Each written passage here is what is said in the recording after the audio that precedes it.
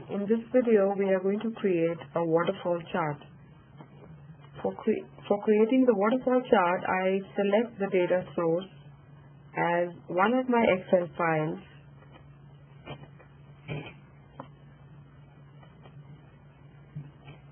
to which I am going to connect live. I can show you the data here.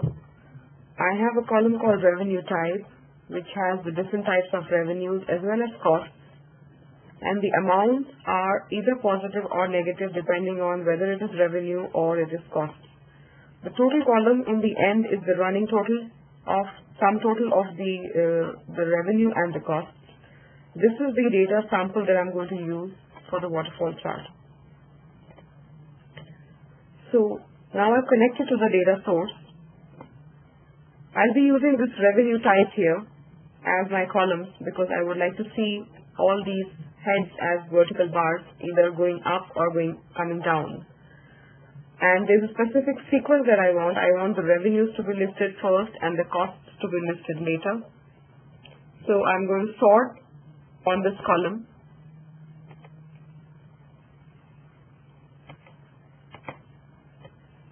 I'm going to specify the exact sequence that I want it in. I want the revenues at the top, then I want the costs, and finally I want the total.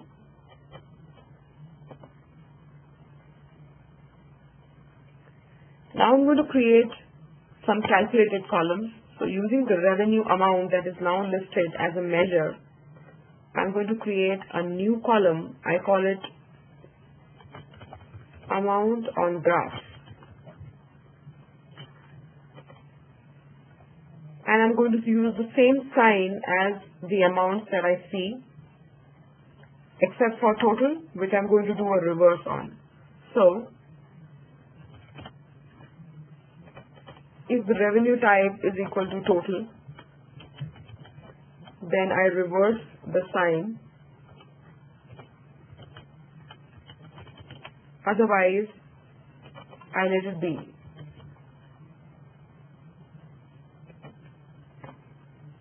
And I'm going to create another calculated column reversing this formula.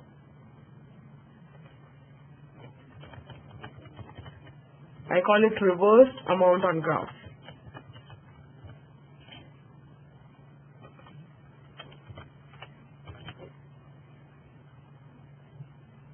Now that I've created these two columns, I'm going to drag amount on graph as the rows, and I change the table calculation. I add the table calculation so that it uses running total, and I change the chart type to Gantt bar. Now I only see these rows. I want to see the bars filled, so I'm going to use, for size, I'm going to use the reversed column so that it traverses up in case of all the numbers that are going up, all the negative numbers, it comes down, so that effectively at the end it is touching the x-axis.